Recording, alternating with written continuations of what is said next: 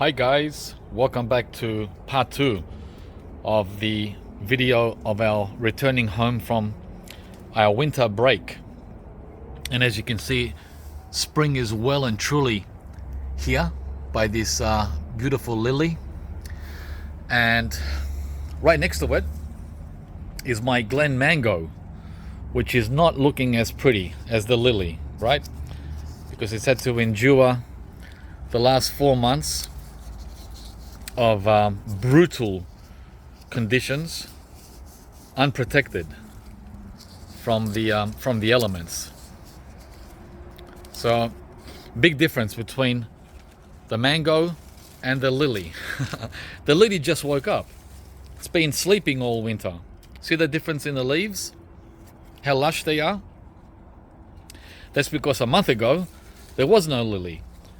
It's just a bulb that appears from the ground at the end of winter, whereas the mango has had to endure the elements, and there was no hiding for it.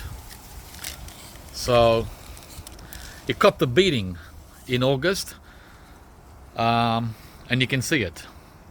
If you look back to the video I made a month ago, you'll see there was only like 5 burnt leaves, and now there's like 55. So August was pretty cruel on the Glen mango. And up here at the top you can see a few more burnt leaves, but that's alright, it's gonna come back. Of course it's gonna come back. It's almost 8 years old, right? And the new growth is almost ready to shoot open in about a week or two. So that's the Glen mango that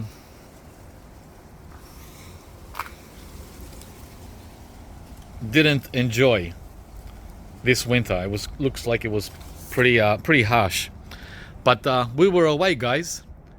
We've only had like 2 or 3 weeks of cold for the entire winter period when we were coming back home and then leaving again.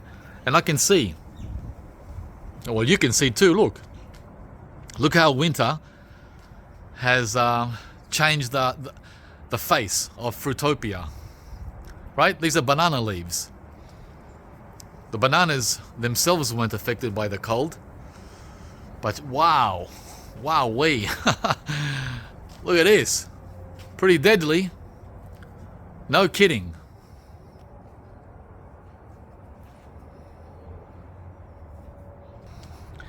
Yeah, I was gonna do this video over the weekend, but it was freezing. Like the temperature barely went above 11 or 12 Celsius over the last 3 or 4 days. The nastiest weekend that I've experienced since May. Yeah. So today it's nice and sunny, and that's why I'm out here filming for you guys. Temperatures around 15 or 16, so very acceptable. And here you can see more cold weather, windy weather damage, right, on this banana. And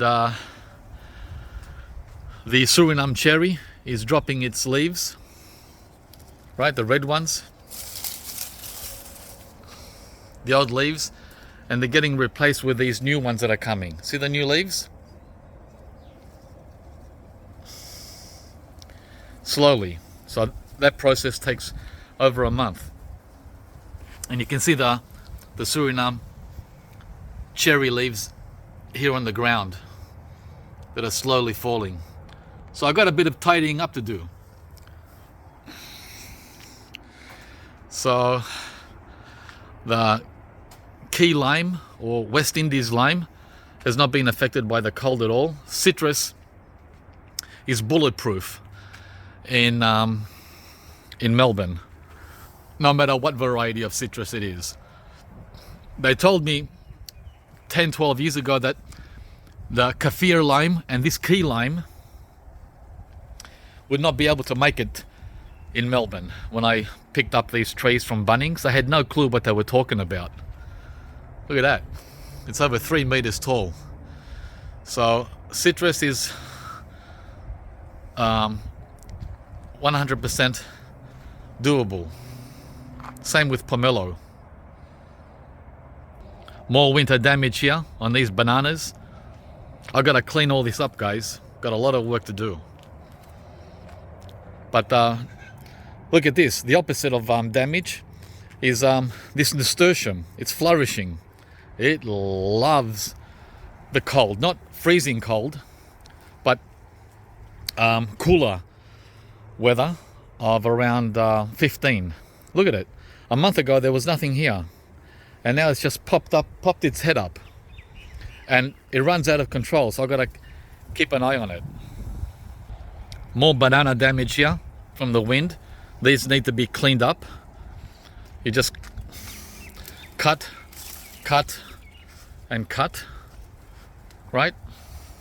And more here. Cut. And here. Cut. And back there. See the damage from the cold? Yeah. And my neighbor's pomegranate is woken up. You can see the leaves, the young leaves. That's the wonderful variety. And here on my side of the fence, the lemon guava has woken up. The so-called yellow cherry guava, as they call it in Australia. It's called lemon guava everywhere else. So that's waking up. So that's how the front's looking. I got to mow the lawn. Hasn't been mowed since April. 6 months, guys. And here's the other pomegranates that have woken up. Right? Everything's waking up. These didn't do well at all last summer because I couldn't get the water to stay in the pots because I don't have saucers. I can't find saucers for this size pot. Bunnings doesn't sell them anymore. So these dry out in summer. Major problem. And I wanted to put these in the ground. Right? Take them out of the pots and put them in the ground. But I don't have anywhere to put them, guys. Well, I do, but only in shaded areas. And pomegranate doesn't want shade. It wants full sun. So, and they're getting full sun there in these pots because you can move pots around. You can't move trees around, right? This is the black sapote, which I'm gonna thin out next year. That was a good tip from a friend in Sydney. He said I should thin these out so they're bigger. Like there's around 40 fruit on this tree. But again, guys, it's not about quantity, it's about quality, right? What's the point of having 40 black sapote that are this small instead of having a dozen this big? So next year, I'm gonna thin this tree out and not have so much fruit. It's okay to have 40 if the tree is like humongous, right? But this is not humongous, it's a young tree. Look at all the fruit here. It's pointless having all this fruit if it's only the size of a cherry tomato. Look at it, it's everywhere. Right? There's 30 to 40 fruit on here. We'll see how they do as spring progresses. These aren't ready till November, December, January. That's black sapote season in Melbourne. Harvest time, that is. As for the white sapote, that's a different ball game. Look at this beast. It's a huge tree now, which I'm gonna have to try and keep under control. This was like a sleeping giant the last 8 years, and now it's flourished, and it looks like it's gonna be the #1 variety that I have. And the variety, I always forget the varieties. There's so much going on in my head. That is so much going on in the garden. I forget, guys. there's the tag. The tag's still there after all these years. Vernon. Yeah, the Vernon. The Vernon's gone crazy. It's gonna keep me on my toes as far as pruning. Yeah, it's over 3 meters. Whereas the Vista, look how small this is in comparison. They were both bought and planted the same day. The Vernon and the Vista are the same age. So keep that in mind. The Vista is a much smaller tree. And looks like it's got some fruit for us too. Still hard. Oh, there's a big one here. Still hard. Rock hard. Yeah, and there's a few here on the Vernon.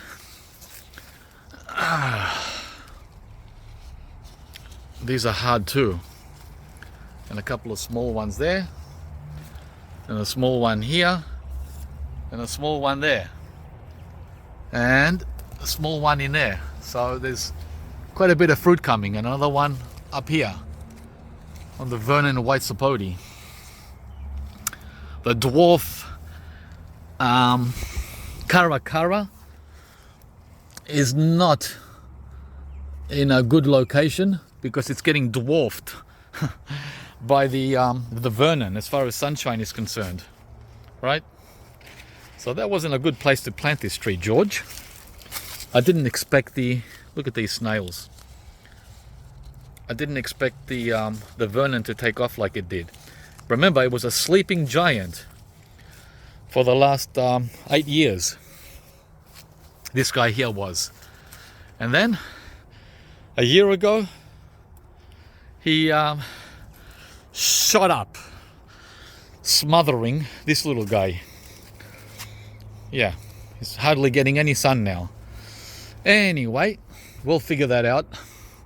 Then we have the white shatut, mulberry, or Pakistan mulberry as the Americans call it. And this is also waking up now. It's been waking up for about a month. Yeah, I don't see any. Here it is. New growth coming here. Yeah. Not much going on. There you go. Yep. And there's the other white sapoti, the most prolific one I have. But I think this is going to be beaten by the Vernon. Ooh, I see a lot of sooty mold on this, which it doesn't normally get. Wow. Yeah. So I'm not going to be too concerned. I'm just going to let nature deal with it. Smells good in here. Wow. The smell of the white sapoti leaves smells very tropical. Nice. Yeah, very nice. It's like fragrance, like perfume. Now here, look at the Nasturtium here. Look how it's taken over. See this? Because it's getting protected from the wind with this guy here. Look who's benefiting. The weeds are benefiting. Well, if you want to call Nasturtium weed, well, it is a weed here. This is very weedy. Look at it. It's going crazy. It's soon going to join the passion fruit, which I want to climb up here and join that one up there. That's the plan. And then we have the Manila mango, which is done okay over winter. These are the most cold hardy mangoes from what I've read. Manila or Curabao, I'm not sure how you pronounce that. That must be the Filipino way to say it, but that's how they market them in Australia. They're known as Manila mangoes everywhere else, and it's very healthy. Look at the stem, how green it is. Very green. So that's done well. Look at these snails. the passion fruit has done well. I didn't expect it to do so well in its first winter. That surprised me, so I'm pretty stoked. I'm talking about passion fruit. There's one here that's fallen, but that's had it. All dried up like a shell. The other lemon guava, it's waking up. Right. Waking up. Grumichama. It's a little early for this guy to wake up. He's trying. Yep, he's trying to wake up too. Yeah. Remember, everything I'm showing you guys is unprotected, except for Banana Ken. Banana Ken's got protection there. And the Kensington Pride here, seedling, which did get affected from the top. Look at that. Wow. Wow. Huh? Look at that down there. Wow. But I was expecting that. No surprise. But for you guys that are new to the game, pay attention. This is how nasty Melbourne's winter is. Even with all this effort that I went to protect the sides, right? All this effort, all this trouble, all this work, it still got crushed from the top. But the good news is, not only will it survive, it's going to thrive come end of October. That's when it'll take off. But for now, it looks like someone poured gasoline on it and burnt it. Really nasty. So welcome to Melbourne's winter, guys. As far as mango is concerned. As far as atemoya or custard apple, not as bad, right? No, nowhere near as bad. Nowhere near as bad. We've got some fruit there. Got some fruit here. I don't know how this one cracked, how that happened. We've got all different sizes. This is coming up to 10 years old, this tree. Yeah. This is the Paxton Prolific. And here's another one that's cracked. This is the biggest one. That's severely cracked. So I'm not sure if I should take that off and see if it ripens indoors. But it's, I've never seen this before on the Paxton Prolific. Are you guys familiar with this? Cracking? I take it it's from the cold. Couldn't be anything else. Wow. Major crack. And that's a good size custard apple. Atemoya. A very good size. Right? And then there's little ones here, which I don't think are gonna amount to anything. Yeah, smells good. Rubbing the leaves. Smells again just like the tropics, guys. It's like being in far north Queensland when you rub this and smell it. It smells just like Port Douglas. Okay, and this is the Hawaiian Supreme. White sapote, which gets a lot of mold on it. A lot. More than the others. But, yeah, there you go. Right there. It's notorious. Notorious. And it's got some fruit on it. So keep that in mind with a white sapote. Doesn't happen with the black sapote, but with a white sapote. This is the Namroy pomelo, which has got about 8 or 9 fruit, and they're almost ready. This is my favorite pomelo of all. right? We could pick these probably now.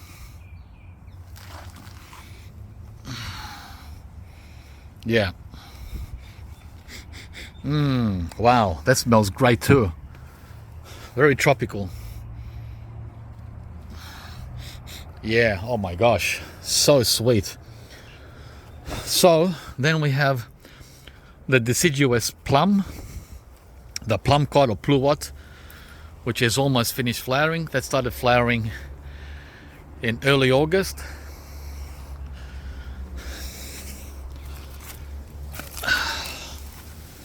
Oh, we've got some bananas that have fallen over. That one there from the wind. I need to chop that one down. And we've got one that's fallen on the fence there. Wow, that needs to be chopped down as well. So nature thins itself out.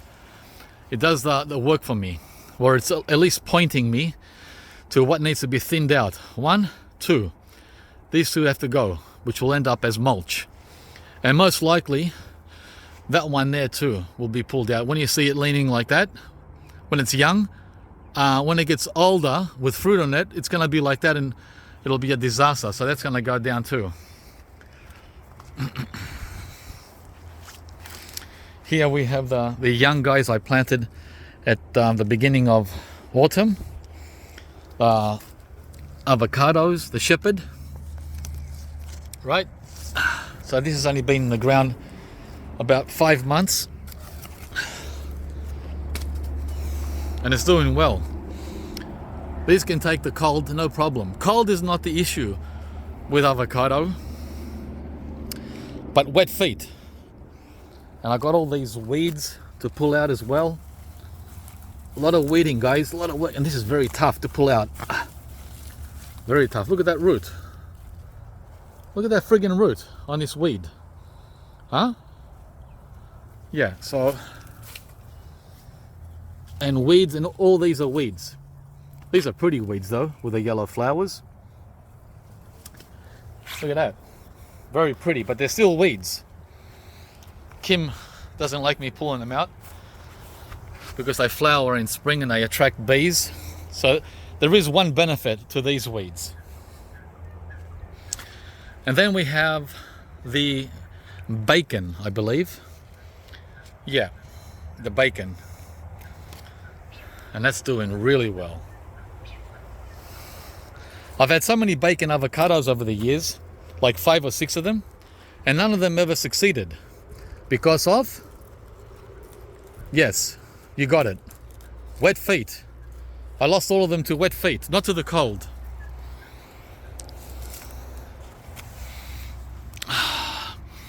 And you don't want it to take off down here from the rootstock. Always remove rootstock growth. So we have the fig trees that are waking up. It's spring, guys. Welcome to spring. Right? We got home just in time for the wake up. That's a dwarf. I believe dwarf Ducasi or Ducais, however you want to pronounce it. And that really suffered from Melbourne's winter, but there is a new leaf coming, right, a green one in the middle, and that'll unravel itself and then it'll get back to normal. China pear, guava that I planted here, again at the end of summer, beginning of autumn.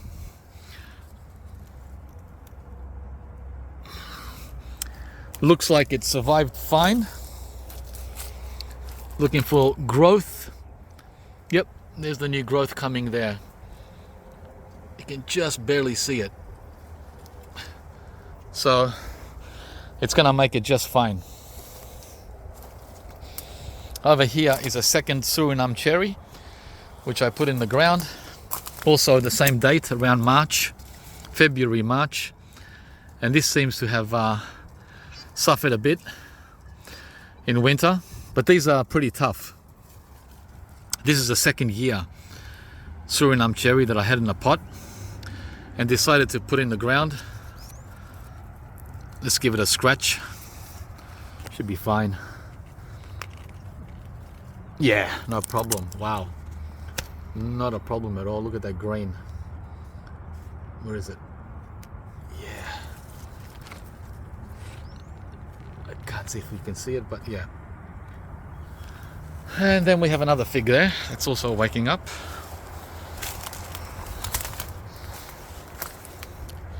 From winter. Violet de Bordeaux is one of them, and I don't recall the other one. And then the purple guava. One of the viewers asked me for an update on the purple. Well, here it is. It's coming to life like everything else, new growth, right? And it looks like it's getting some buds as well, some fruit buds or flower buds. Saw them the other day. But this is extremely cold hardy. There they are, right here. Extremely cold hardy, guys. Oh, and the flowers are ready to open right here. See that? So this is not a big deal. This is more of a, for me, this one is more of a hedge or a windbreak, because it all comes down this hill from that street, the wind. So this is more of a hedge, windbreak for the rest of the garden. Back there, I've got a couple of cherry moyas. These are the white or Dr. White varieties, one here and one over there. This one, right? And then I've got another banana here which surprised me that it did so well. This is a tropical banana. It's called Tongan banana, Tongan. And wow, but I put this in the ground at the beginning of summer, not the end of summer. Everything else here was planted at the end of summer, but this banana was planted at the beginning of summer. So I got a chance to get rooted, to get established. So when winter came, it had already established itself. So not much damage, just a few leaves here and there. It'll be fine. Sugar cane, I put that here more of as a hedge again, windbreak. And then we've got all the new guys here that I planted last year, starting with the newest one, the blood orange. This is a full-size blood orange, unlike the Caracara, which is a dwarf. This is called the Arnold. I decided to get this at the end of summer, like 6 months ago, and it's doing all right in its first year in winter, in the direct path of brutal cold winds. Again, no problem with citrus. Maya lemon, dwarf. We've already had fruit from it. Look at this. Look at all these snails, what they do. They suck on the skin till they break through. We've lost 2 of them like that whilst we were gone. But that's alright, it's just a young tree. We don't mind losing the first couple of fruits. So that's the Maya lemon. Then we have 2. Oh, look at the cobweb here, holding up this petal. See this petal? It's floating in the air. This flower petal here, that's coming from the donut peach, all the way down there. It got caught in the cobweb. Look at this. Huh? The cobweb attached itself to this persimmon. I'm looking forward to these new persimmons. This is called the Sugara. persimmon, also known as, it's got another name, but it doesn't show up here. I can't remember. But anyway, that's woken up. It's got new growth, right? Wakey wakey. This is year 2. So I hope it fruits. The other persimmon did fruit in the first year, and that set it back, letting it fruit. But that's all right, I just wanted to taste it. So I lost a lot of growth in its first year. This is the famous Hachiya, or nightingale. And that's waking up too. And then we have the most popular mandarin in Australia, the Imperial, which also set fruit in its first year, but way small. This is not how they sell them at the market. They're much bigger. So this should have just not been allowed to fruit at all. And then I got my 2 pomegranates, the Elsh and the Ben Hur, which are fully flowering, and the carob, the self-pollinating Clifford. And it's starting to wake up. It's got new growth coming. Yeah, you can see the new growth right there, right? So carob, no problem, loves the cold. It's a cold weather fruit, even in the much colder climate like the Alps. Okay, and here it looks like it's forming young pods, which is very strange. The first year that I planted this in the ground, these pods did not come till the beginning of summer. And this second year, these pods have been hanging on all winter. They were like this, right? All winter. And now, in early spring, they've developed. They've doubled and tripled in size. Very strange pattern of growth and fruiting. It's all new to me. This carob is all new to me. So it's got new growth. The pods are coming in a weird kind of way, and it's growing taller and taller, guys. It's over 2 meters now. And then the papaya. Everyone wants to know how the papaya did, right? Over winter. Well, I did open it a few days ago, and it was covered in snails. The snails ate all the leaves. So the cold didn't get it, someone else got it. Unreal. So let me take it off and I'll show you. Okay. Here it is, guys. This is what happens when something doesn't want to work. It just doesn't want to work. Look. See that? That's how papayas do in Melbourne. It's either the cold, the wet feet, or the snails. Take a pick. Which one would you like? Huh? Which one would you like? You got a choice of 3 for doom, for fire. Yeah, so how did the papaya do? Looking pretty strong. Wow, it's very hot when I touch it. So the what do you call it? The frost cloth did its job. It's very warm in here. My gosh, I can't believe how warm the trunk is. Wow, it's like a heater in the house. So this cloth sure works. And mind you, this is in the middle of the front yard. Let's have a look. It's in the middle of an open area with no other protection around it. Yeah, brutal cold wind for 5 months. And in here, it's like over 20 Celsius. Okay, So, okay, it's pretty hard down there. I'm touching it, I'm squeezing it. Okay, it looks alive all the way to the top. But I gotta get these snails off, guys. Hang on a moment. Oh, they're just baby snails. Baby or not though, they did their damage. So we're just gonna move them on to another part of the garden where they can enjoy the weeds. Here you go.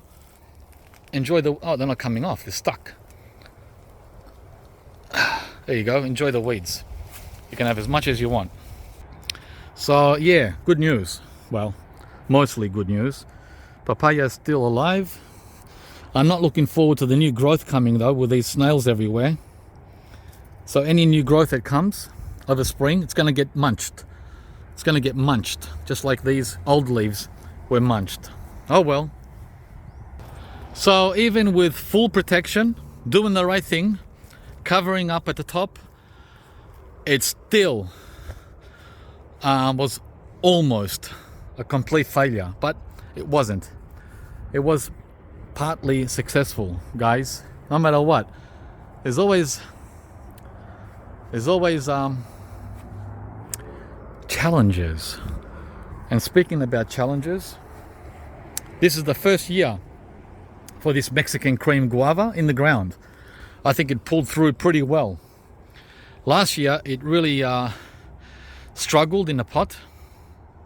It almost didn't make it in its first and second year, but this is year 3, first year in the ground, and it's pulled through. Not only has it pulled through, but it's getting new growth right here and up here, new growth, and all over, right? And we might get to taste some fruit. Yeah, because last year, here you go, perfect. This is exactly what I wanted to show you. Last year, all the fruit was like this one here. Oops, it just came off. It was, hang on. It was disgusting. It was like that last year. The first time the Mexican cream guava fruited, it was like this last year. And that's not what we want. We want this. This one is a perfect example. And I'm gonna cut it right now. Yep. It's hard everywhere. Let's try it out, guys. So I think the tree just needs to get established, and it has. Next year it's going to be a lot more promising, and the years to come, year 5, year 6, year 7, just like the Indian white guava back there, it also did this sort of thing for me the first 5 years, and only in the last 3 years has the Indian white been really delicious. It took time. It's not like first year fruit, let's party. No. Okay, this is year 3. Let's have a taste.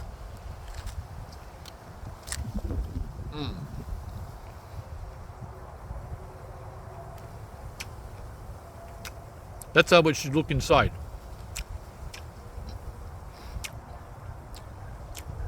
Full on guava taste.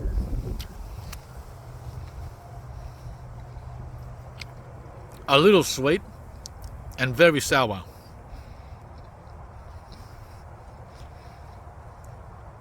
%70 sour, 30% sweet. Okay, I could have made a separate video for that, but I didn't. You guys got to see it all in this one. This is the red shatut, or the red Pakistani, and it's completely covered in young fruit, thousands, and this is typical every year. And it's a semi-dwarf tree, right? It's only like barely 2 meters, I would say 1.9, in height. There's a shadow now from this tree, so you can't see it in full sun. Here's the Wampy tree, which is another very slow grower here in Melbourne, but it has bushed out in the last couple of years. So what I'm going to do is I'm going to cut the lower branches down here so it points up even higher, because I want it to grow up, not bush out. I don't want it in my way when I'm walking. I want it up. So this is also coming up to 10 years, and yet only 1.5 meters, guys.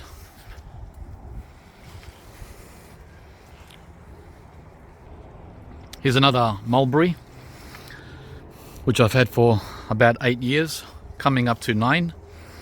The Hicks Fancy, also covered with fruit, but the birds get all these. No chance with the birds. You have to net it, right? The birds, major problem with mulberries and cherries in my location. You got no chance.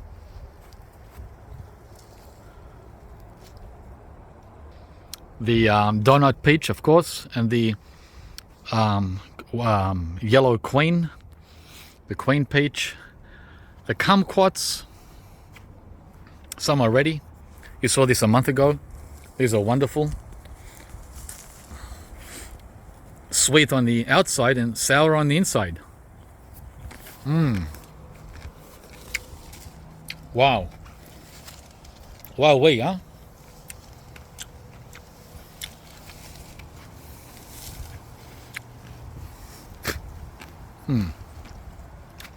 The Indian white guava I was talking about, this dropped most of its fruit last month. These come in August, and over 50 fell, and we were gone, so I lost most of them. And these are the last ones. There's about a dozen. Here's one here. See it next to the Mexican cream? About the same size. They look the same too. And they taste the same, guys. Let's have a taste of the Indian white guava beside the Mexican cream. Okay, this is the Indian white.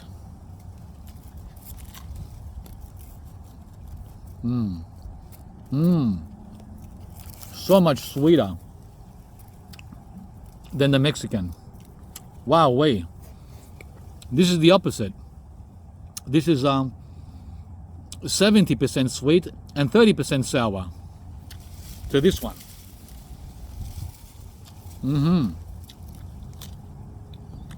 Wow.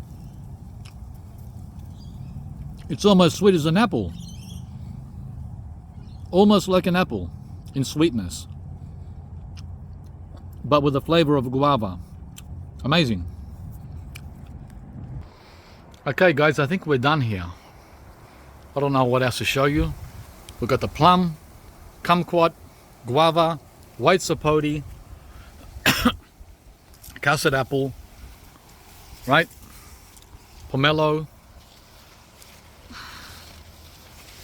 grumichama, lemon guava, passion fruit. Should be getting the first passion fruit soon. This guy here, right? It's turning purple. Oh, banana can. Mango, how did he do?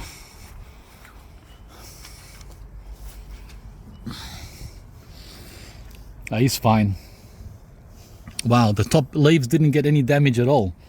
None. So guys, remember to cover to cover the mango tree to the top, not just the sides. And there's more of that nasturtium, which I have to pull out. Okay, that's the video. Hope you enjoyed it. It's interesting how the Manila mango leaves didn't get burnt at the top. Huh? Probably because of the brick wall. Yeah, it's the only explanation. Alright guys, I got a lot of work to do. I gotta mow the lawn. It's a mess. Look at the dwarf Cavendish over winter. Huh? The dwarf Cavendish. Oh my god. Huh? Guys, how is winter in Melbourne? It's like this. That's all I gotta say. A picture is worth 1,000 words. There you go. Bye guys. Don't forget to like the video if you enjoyed it, and subscribe to the channel if you haven't, and we'll see you soon.